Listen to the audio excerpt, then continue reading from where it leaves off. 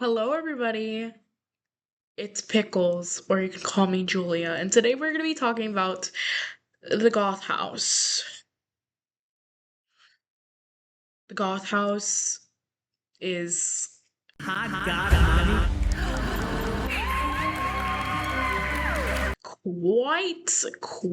the group. But first, before we even talk about them, let's talk about just do a quick little review on what goth is. Goth is a an alternative substyle that kind of formed around the late 70s, early 80s. The 80s were bad to the bone! And it kind of got its kick from the punk movement. So the goth movement was kind of just branched off of the punk movement. Goths were more mopey. Wow! Than punks. A lot of goths, especially during the 80s, were really involved in the occult.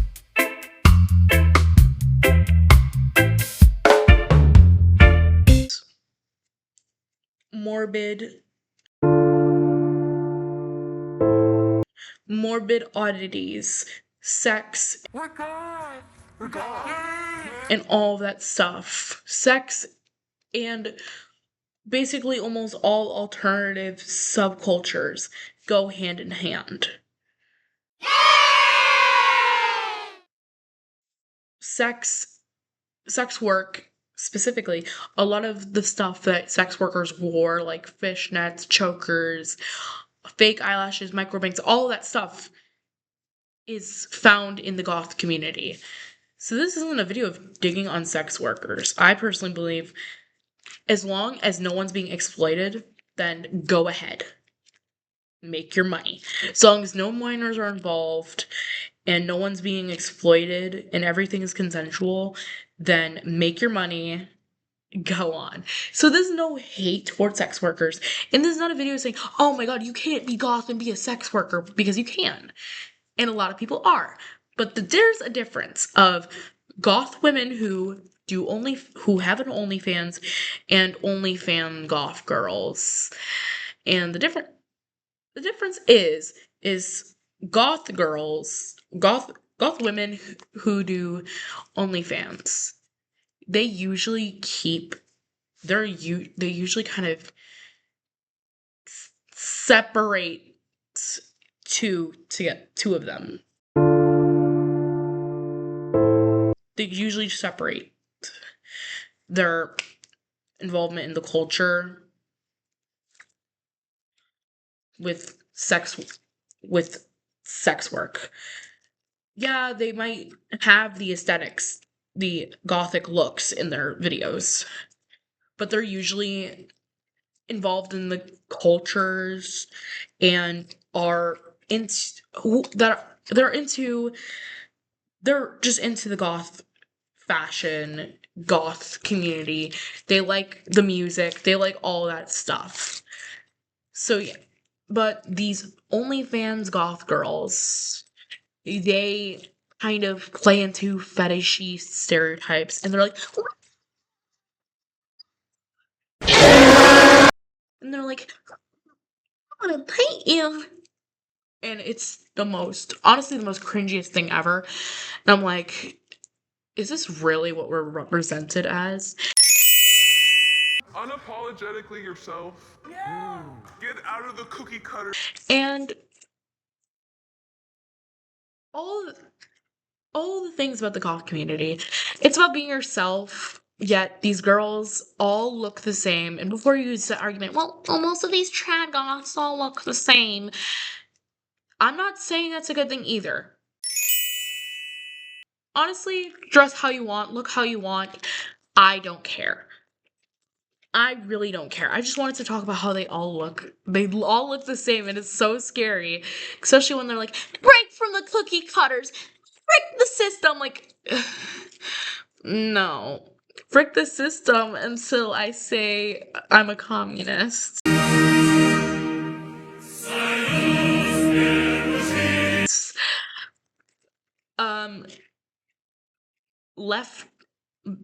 being a leftist is apparently extreme. I don't care if it's extreme. Wanting equal rights is not extreme, babes. Wanting free healthcare is not extreme. It's a human need. It's not radical. But, this is not really about I mean, it is kind of about politics because we're talking about goth. But this is more of just a critique on these girls. A lot of them, they make content where they roleplay as fast food workers, which I'm scared to get into fast food work. Good thing I'm gonna work somewhere else that's not fast food. They pretend to be fast food workers in some of their skits. What the hell are you drinking my drink? And I pissed in it too. You do not want to know where this has been. They pretend to be schoolgirls.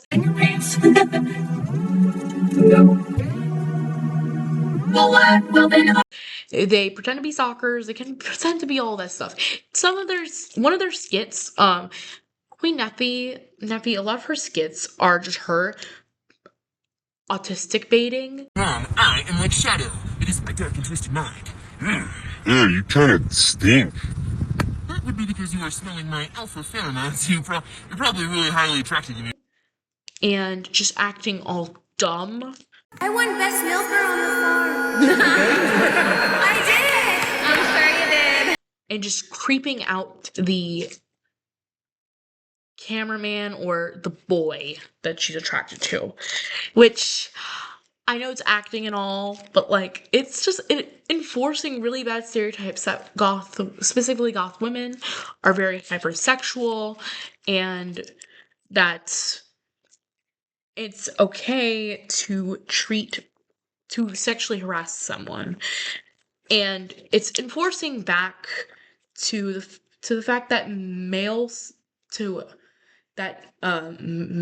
sexual assault cases do not get taken as seriously as women's sexual assault cases, which is actually really scary and sad. And this is just kind of reinforcing that really unfair stigma, saying, oh, you're a man, you should be happy, especially when it shows attractive women doing that stuff. It is bringing back this stigma, and it's setting us all back. And these stereotypes of goth women being hypersexual, being freaky, being weird, being creepy, it's sending us back. It's sending me back to when in middle school people would avoid me because I thought I was a Satanist. It's setting us so far back, and I'm not even just gonna blame the women, because it's not just the women, it's the men. It's the men who made these stereotypes, and it's the men who are, fetishizing goth women and making these stereotypes and engaging with these women. This wouldn't be a problem if men just didn't make the stereotype, or if people just didn't make the stereotype, and if those women people just ignored them instead of giving them the attention that they desperately crave. Because the more controversial they get, the more people find out about them, and the more weirdos get to them and, kind of flock to them and want to be with them and all that stuff. So the more engagement you give them, the more the videos are going to be pushed out to you and other people. And a lot more creeps will see those videos and see, oh, this is how goth women are. Now let's just be creepy towards goth women. At least one, or not even one, at least, if you guys are a femme presenting alternative woman, you have at least gotten one creepy DM, one creepy comment, or a creepy guy catcalled you. All that stuff happens because people have this fixed belief that alternative women are freaky and are hypersexual and all this weird stuff. And sex is normal. Sex is it's literally, all I can say is that it's normal. It's not something that should be demonized. And sex was very, very prominent in the 80s goth scene because sex was seen as taboo. So, like I said, this is not me being a Puritan. This is not me saying, "Oh, sex is bad. You guys, we all need to be virgins. We can't have sex, and you can't be a sex worker." Meh, meh, meh, meh, meh. No, sex work, goths, and sex work is okay, but only fan goth girls, like this, those, they're just stereotypes. They're not actual goths. And one thing I want to talk about is just how much I dislike Queen Neffy. Queen Neffy has to be one of my least favorite. She has to be my least favorite of the group. Mr. Tom Ford, I've never been Mr. before, okay? And my pride is that I like running trains. Nice, okay. This is the EMB SC40P-2. She speaks in a very obnoxious voice. She autistic baits. She's like, and she's like, okay. She talks in this baby voice that pisses me off. It pisses me off. No, because, like, you're a grown freaking woman speaking like, yeah. Yet, I'm younger than her, and I don't talk like that. And not like,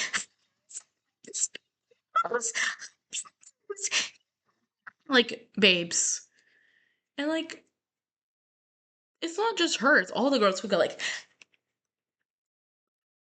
and they're, like, flaunt off their chest, which is, you know what?